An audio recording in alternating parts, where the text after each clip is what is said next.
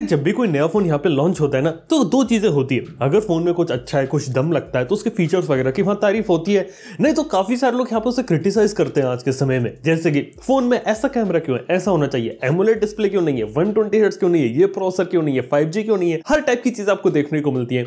और कहानी तब तो और भी ज्यादा इंटरेस्टिंग हो जाती है जब कोई काफी बढ़िया फोन निकालती हुई कंपनी लेकिन उस फोन को इंडिया में नहीं लाती। यहाँ पे मैं गूगल पिक्सल 6 के बारे में बात कर रहा हूँ।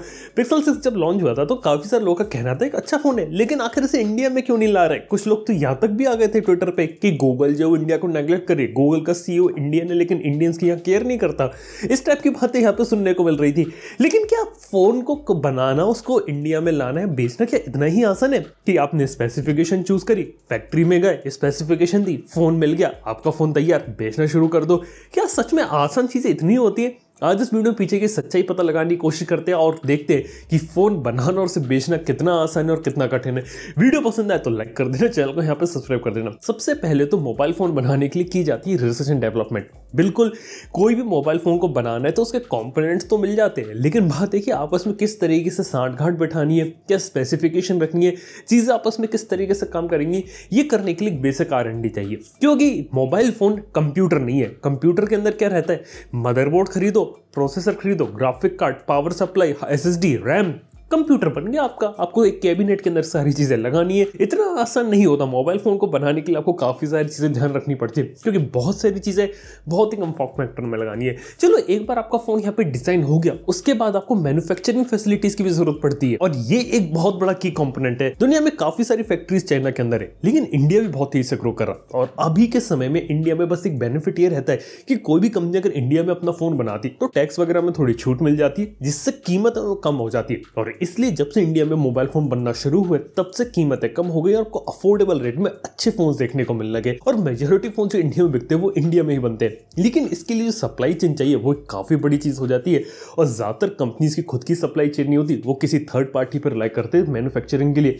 इवन क्या आप लोगों को मालूम है, जितने भी स्मार्ट टीवीज आप यहाँ मार्केट के अंदर देखते हैं, जितने भी आपको ऑनलाइन बिकते हुए देखने को मिलते हैं, इसको इंडिया में 3 सबसे बड़ी कंपनीज बनाती। एक है भागवती इलेक्ट्रॉनिक्स, एक है रेडियंट टेक्नोलॉजीज और एक है डिक्सन टेक्नोलॉजीज। ये 3 कंपनी ऐसी जो आज के समय में टीवीज बनाती है बाकी सारी कंपनीज के लिए। चाहे व्यू कंपनी का टीवी ले लो, चाहे हाइसेंस ले लो, चाहे नोकिया ले लो, मोटोरोला ले लो, Xiaomi ले लो, रियलमी ले लो, OnePlus का टीवी क्यों ना ले लो, इन सब की टीवीज इन 3 कंपनीज में से एक बनता है। तो इनके पास होती है मैन्युफैक्चरिंग फैसिलिटीज, तो ये सब बनाती हैं। लेकिन बात यह कि इसे बनाने और जोड़ने का, असेंबलिंग का काम करती है। लेकिन जो कंपोनेंट्स आते हैं बाहर से आते हैं, यहाँ पे एक स्टैंडर्डाइजेशन हो रखा है कंपोनेंट्स के अंदर। मतलब ऐसा समझ सकते हैं कि एक स्टैंडर्ड सेट हो रखा है मोबाइल फोन के कंपोनेंट्स का, वो दूसरे सप्लायर्स यहाँ पे बनाते हैं और मोबाइल फोन कंपनीज को देते हैं ताकि उन्हें आपस में जोड़ के यहाँ पे अपना फोन बना ले। मतलब खुद देखो यार, प्रोसेसर में मीडियाटेक हो गया, कॉलकॉम हो गया, फिक्स हो रखे हैं ना। डिस्प्ले पैनल में सैमसंग का एमोलेड डिस्प्ले यहाँ पे फिक्स हो रखा है, कुछ केसेस में BOE का डिस्प्ले फिक्स हो रखा है। कैमरा सेंसर में सोनी सैमसंग ओमनी विजन के सेंसर्स यहाँ फिक्स हो रखे हैं। बैटरीज में ये सारी चीजें हो रखी हैं।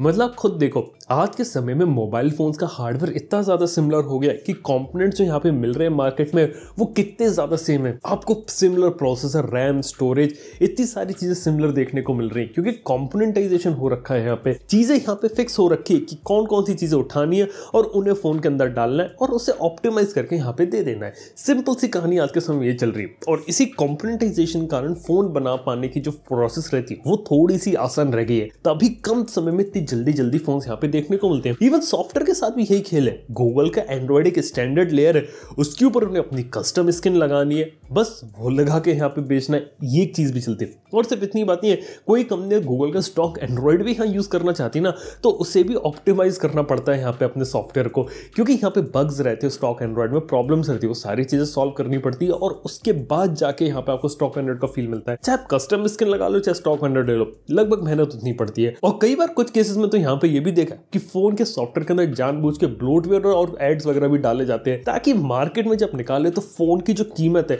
वो थोड़ी बहुत कॉम्पिटिशन से कम रख सके। 8-10 ब्लोटवेयर डाल दिए, कीमत 1000-2000 रुपए कम कर दी। इससे क्या रहेगा, मार्केट में आपका फोन चल भी जाएगा और आपके ब्लोटवेयर से जो कीमत है वो यहाँ निकल जाएगी। इस तरीके का भी खेल भी होता है। लेकिन यहाँ पे प्रॉब्लम आ जाती है सिमिलैरिटीज की। आज के समय में आप देखो कितने सारे फोन है वो आपस में सिमिलर है। डिमेंसिटी 700 वाले लगभग हर फोन यहाँ पे आपको कितना सिमिलर देखने को मिला। मतलब देखो, Realme 8 5G, Redmi Note 20, identical phones लगते हैं, लिटरली स्पेक्स काफी ज्यादा सिमिलर लगती है, कोई डिफरेंस लगता भी नहीं है। और ये चीज बहुत अच्छे से चल रही है, मतलब दो अलग अलग कंपनी अगर फोन बना रही हैं तो आपको बहुत सिमिलर देखने को मिलते हैं। और यहीं पे आती है बात हमारी इनोवेशन की।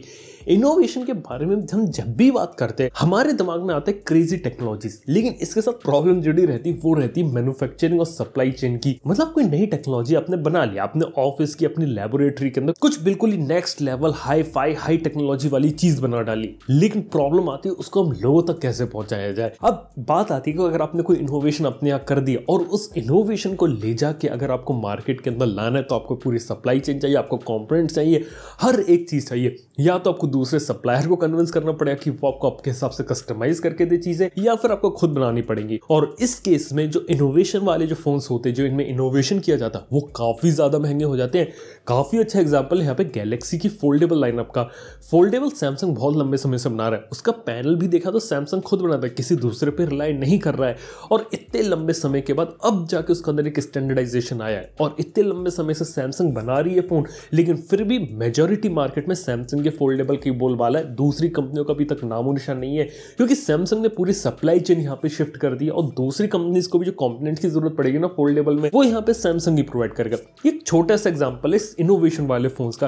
क्यों इनोवेशन करना आज के समय में डिफिकल्ट हो गया मोबाइल फोन में, क्योंकि यहाँ पे उसको बना पाने की जो कीमत रहती है वो यहाँ पे काफी ज्यादा हो जाती है। लैब के अंदर तो कंपनियां बहुत सारी अलग अलग टेक्नोलॉजी बना लेती है, डिस्प्ले के पीछे कैमरा भी लगा देती है, आपको 120-125 वाट की चार्जिंग भी देखने को मिल जाती है, लेकिन रियल वर्ल्ड में उसे इंप्लीमेंट करना, उसका मास प्रोडक्शन करना, ये एक काफी बड़ा खेल होता है। चलो आपने मास प्रोड्यूस भी कर लिया फोन को, उसके बाद उसे मार्केट में ले जाकर बेचना, डिस्ट्रीब्यूशन एक बहुत बड़ी चीज रहती है, क्योंकि डिस्ट्रीब्यूशन एक ऐसा पार्ट रहता है, क्योंकि फोन अगर आप फैक्ट्री में बना लो लेकिन जब तक लोगों के हाथ में वो पहुंचे नहीं तब तक क्या कहना। और इसलिए यहाँ पे ऑनलाइन ऑफलाइन का यूज किया जाता है। और यहाँ पे ऑनलाइन के बारे में एक बात बताऊं आप लोगों को, क्या आप लोगों को मालूम है जो अमेज़न फ्लिपकार्ट है ये दूसरी कंपनी से पैसे लेती है उनके प्रोडक्ट्स को अपनी वेबसाइट पे लिस्ट करने के।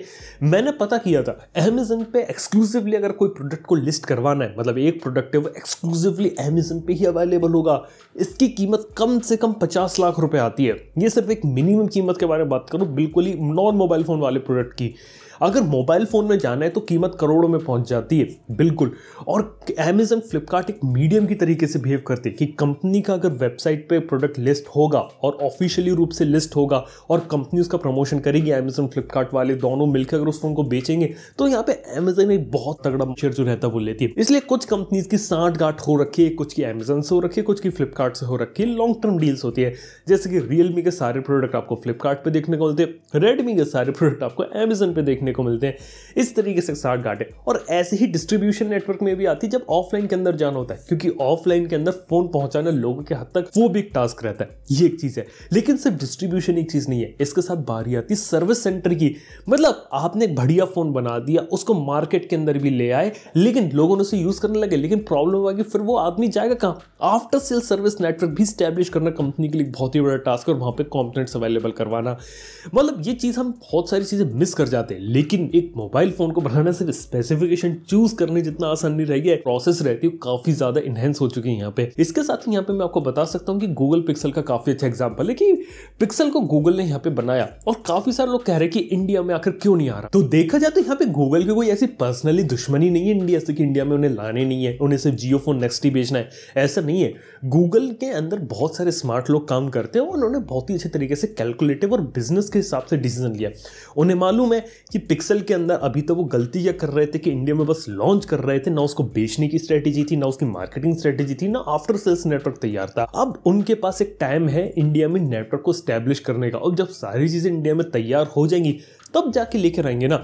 यानी कि हम आईफोन से कंपेयर कर सकते हैं, 10 साल से ऊपर हो गए इंडिया में आईफोन बिक रहा था, लेकिन अब जाके इंडिया में एक अच्छा मार्केट शेयर एप्पल ने अचीव किया, यहां तक कि 20 लाख आईफोन बेच लिया उन्होंने क्वार्टर में। ये अल्ट्रा प्रीमियम के अंदर एप्पल के लिए काफी बड़ा एक नंबर हो जाता है। और इतने सालों के बाद एप्पल का इंडिया में स्टोर आया, एप्पल का सर्विस नेटवर्क बड़ा हुआ, एप्पल की ऑनलाइन ऑफलाइन दोनों जगह रीच बढ़ी है, सारी चीजें हुई हैं। उसके बाद इतने लंबे समय के बाद अब जाके एप्पल को सक्सेस मिली। मतलब पिछले साल कंपैरिजन में इस साल एप्पल ने और ज्यादा पैसा कमा डाला। कुछ इस तरीके से यहाँ पे कहानियां चली हैं, लेकिन बात है कि एप्पल को ये सब अचीव करने में 10 साल लगे। और सेम कहानी गूगल पिक्सल के साथ भी। गूगल भी अभी क्या चाहता है कि अभी वो इंडिया में अगर अपना फोन लेके आ जाएगा तो इंडिया में पहली बात तो इंपोर्ट करके लाएगा, कीमत ज्यादा हो जाएगी, जाएगी। और उन्हें मालूम है इतना फोन के बारे में लोग डिमांड कर रहे हैं, लेकिन आखिर खरीदने वाले कितने लोग हैं। अल्ट्रा प्रीमियम सेगमेंट के अंदर वो लोग जाएंगे यहाँ पे, यानी कि 40-50 हज़ार की रेंज के ऊपर जाएंगे, जहां ऑलरेडी एप्पल और सैमसंग बैठे हुए।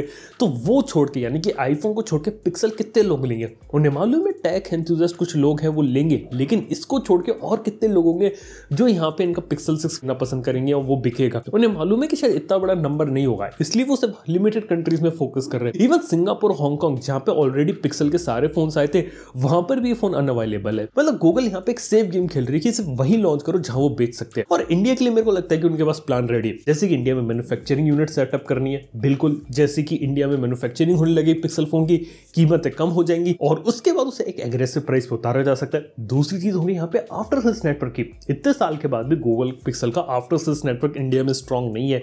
हर शहर में अभी भी पिक्सल के सर्विस सेंटर नहीं है, वो चीज यहाँ पे इंप्रूव करने की जरूरत है। और डिस्ट्रीब्यूशन में फ्लिपकार्ट वगैरह से तो पार्टनरशिप है, लेकिन और जगह भी। इसके साथ ही बात किया तो गूगल पूरी तरह से नेग्लेक्ट नहीं कर रहे, अपने पिक्सल बड्स लाके इंडिया में अब लग रहा है कि धीरे धीरे जगह बनाएगी और जीरो से शुरू कर रही कि सर्विस सेंटर वगैरह यहाँ पे स्टैब्लिश करे। इवन नथिंग के साथ भी सिमिलर केस है।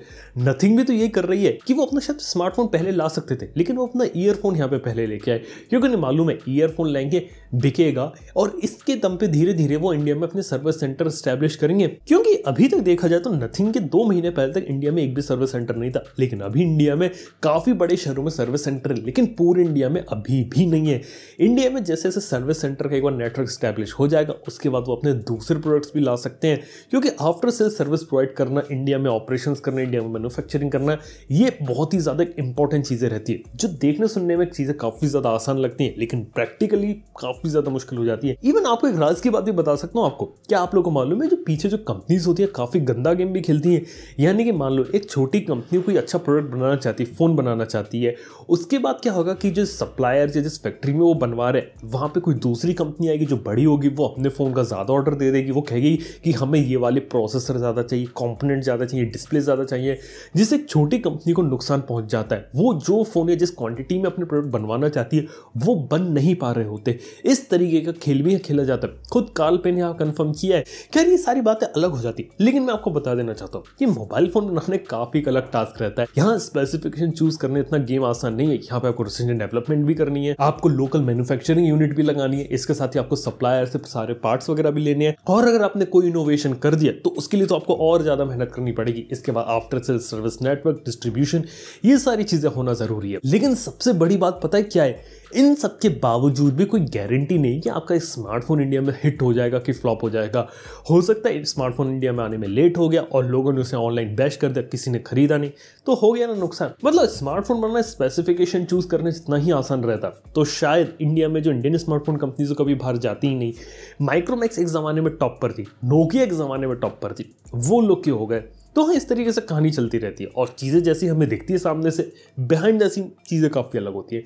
मैंने सोचा आज इस वीडियो में आपको कुछ अंदर की बातें बताने की कोशिश करूँगा कि पीछे बिहाइंड द सीन कहानियाँ कैसे चलती है। उम्मीद है कि वीडियो आप लोग को पसंद आया होगा, इंटरेस्टिंग लगा होगा, इनोवेटिव लगा होगा, इन्फॉर्मेटिव लगा होगा। अगर कुछ भी इंटरेस्टिंग लगा, कुछ भी कमेंट आपका नीचे कमेंट बताना ना भूलना। वीडियो पसंद आए तो लाइक कर देना, चैनल को सब्सक्राइब कर देना। थैंक यू वीडियो देखने के लिए। मैं आप समझूँ नेक्स्ट वन में।